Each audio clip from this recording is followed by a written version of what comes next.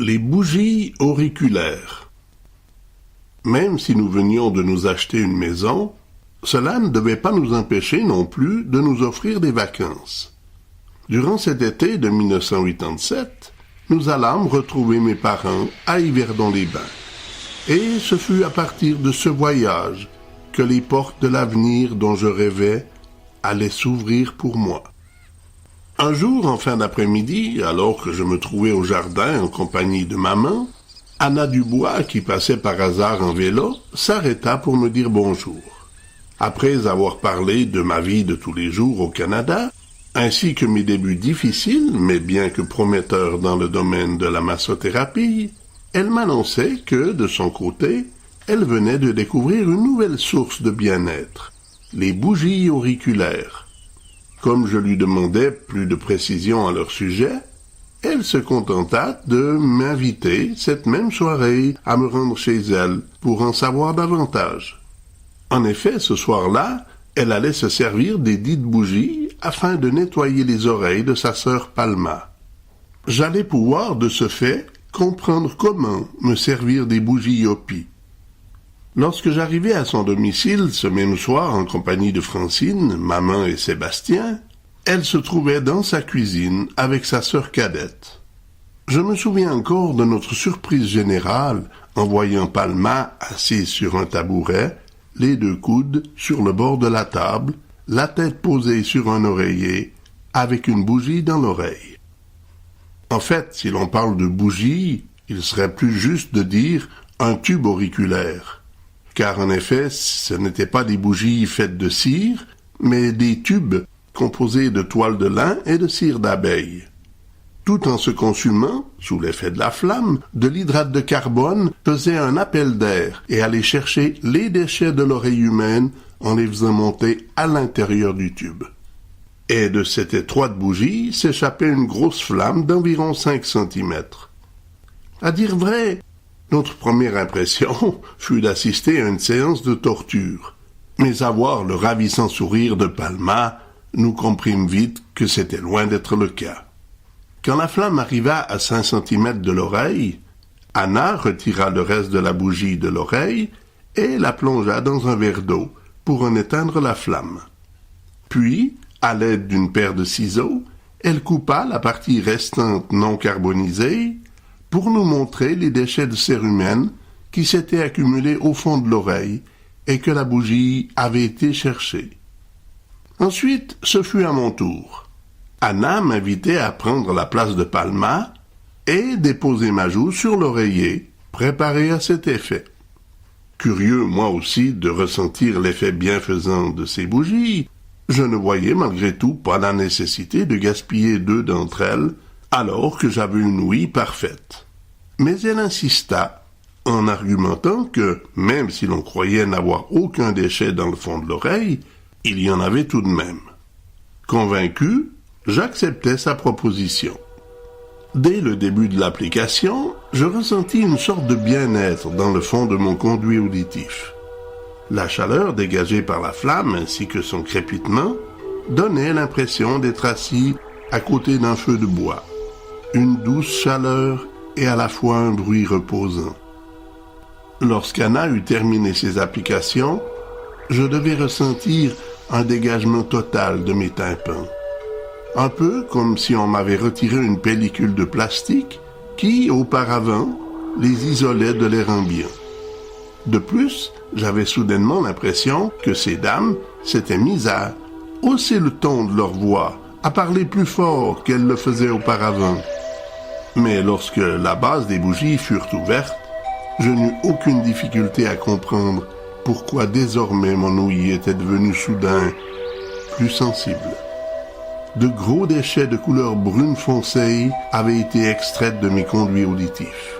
Il m'en fallut pas davantage pour reconnaître que cette technique était très efficace et en même temps d'une simplicité déconcertante.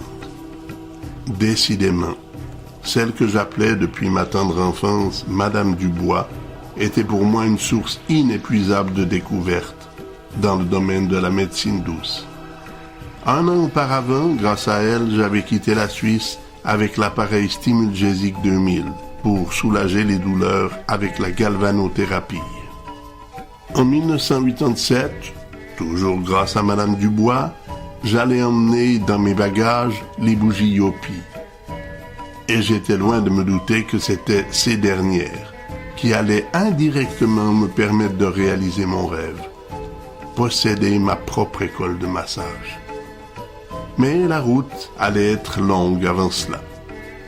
De retour au Québec, je ne devais perdre aucun temps pour faire connaître mon nouvel atout dans le domaine. Après avoir pris quelques photos lors d'applications sur des connaissances, je fis un montage sur une pancarte et la disposai dans le corridor de la Sportec. Certes, les résultats de cette publicité ne furent pas aussi extraordinaires que l'étaient mes attentes, ou devrais-je dire plutôt, pas aussi rapides, car ce fut cette simple pancarte, 3 ans plus tard, qui allait mettre le feu aux poudres et rendre les bougies Yopi populaires à travers le Québec, tout entier. Mais, en attendant ces jours meilleurs, la vie reprit son cours normal. En travaillant avec Marcella, j'avais eu l'occasion d'apprendre beaucoup de choses dans le domaine du paysagement. Si la plantation de végétaux n'avait plus de secret pour moi, en revanche, le découpage de plaques de ciment et l'édification de murets de soutènement allaient m'en apprendre beaucoup. Avec des appareils adéquats, il est surprenant et merveilleux de constater ce que l'on est capable d'accomplir. J'allais d'ailleurs en faire la preuve durant l'automne 1987, devant ma propre maison.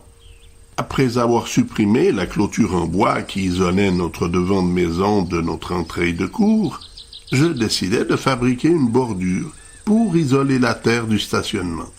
Car les anciens propriétaires, pour retenir le terrain qui était surélevé, avaient utilisé de simples poutres en bois, qui, bien entendu, avec les années, avaient complètement pourri. Quant à moi, que devais-je faire de toutes ces plaques de patio qui recouvraient tout le devant de la maison? J'eus donc une idée, les découper à l'aide d'une scie et en faire des bordures. Afin de donner à notre maison une certaine intimité, je décidai de planter une haie de thuya. Pour éviter que les racines risquent de souffrir du chaud et du froid, là aussi, j'allais dresser des plaques de patio à 45 degrés pour retenir la terre et ainsi remonter le niveau du terrain de 40 cm.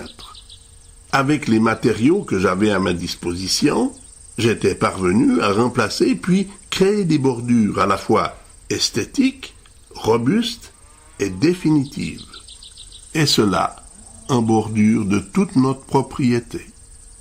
Pendant que j'accomplissais ces travaux, Francine, elle, travaillait toujours pour la compagnie de téléphone Bell Canada à Ottawa. Elle n'était pas heureuse dans son milieu de travail. Elle travaillait en Ontario avec des Ontariennes. Les divergences entre Québécois et Ontariens étaient, sont et seront sans doute toujours une source de problèmes. Ces deux mentalités ne sont définitivement pas faites pour s'entendre. Chaque matin, en la voyant partir pour son travail, je ne pouvais m'empêcher de repenser à l'époque où je travaillais au CHUV.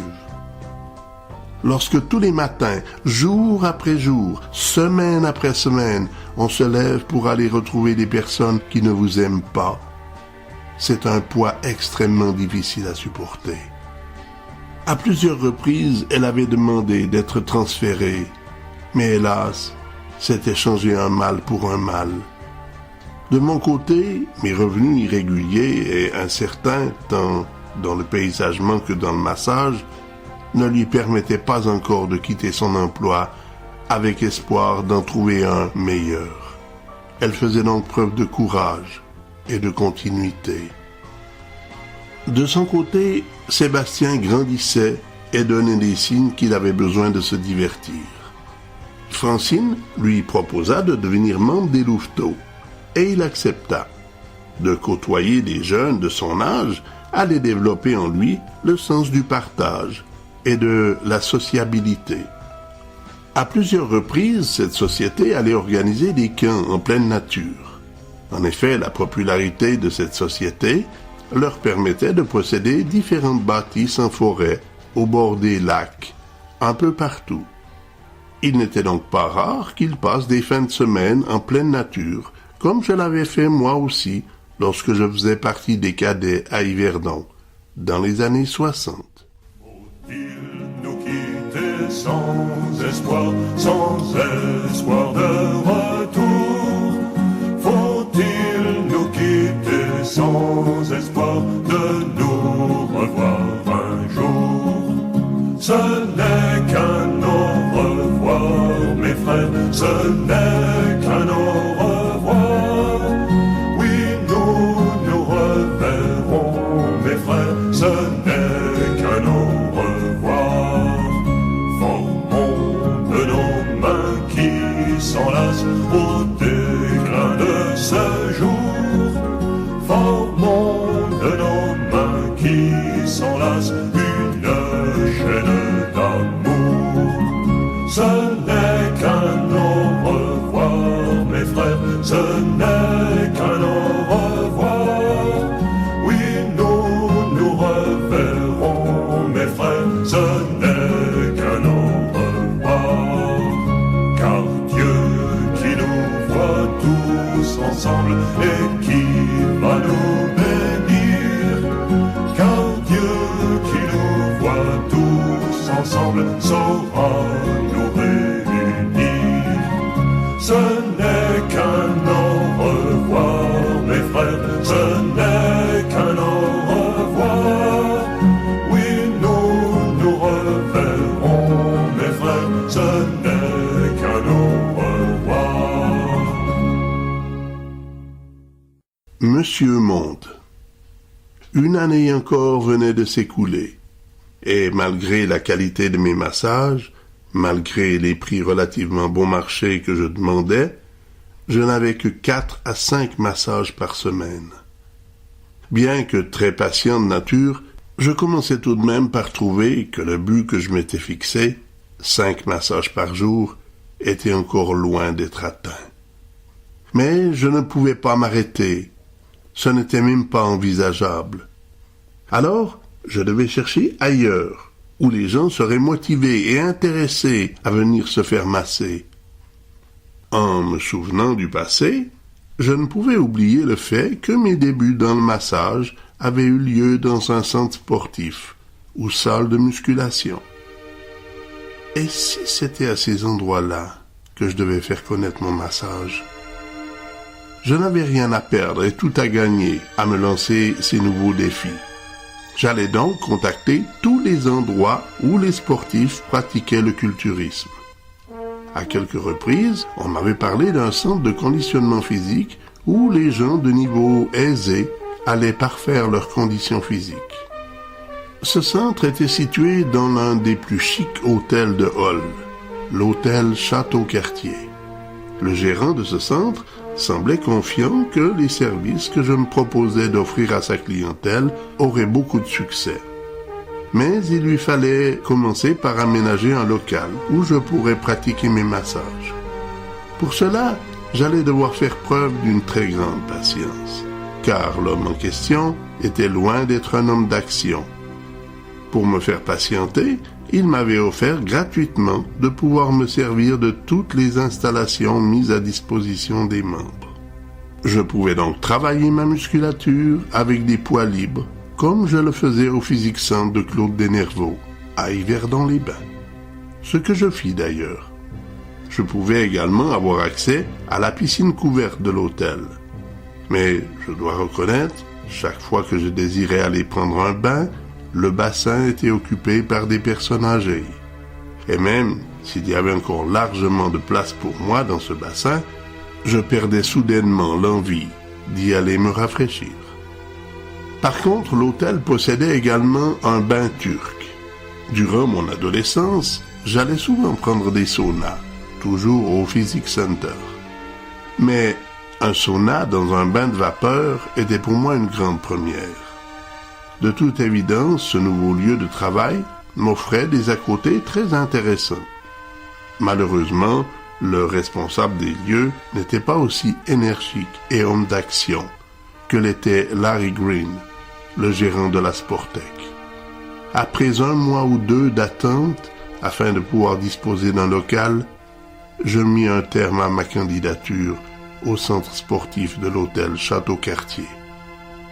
Pour avoir un maximum de disponibilité dans ce centre sportif, j'avais également mis un terme à mes services au studio Création Beauté. Je me trouvais donc avec un seul endroit où masser, la Sportec. Et moi qui voulais augmenter ma clientèle et mes revenus pour être désormais capable d'arrêter totalement l'horticulture, j'étais plutôt mal parti.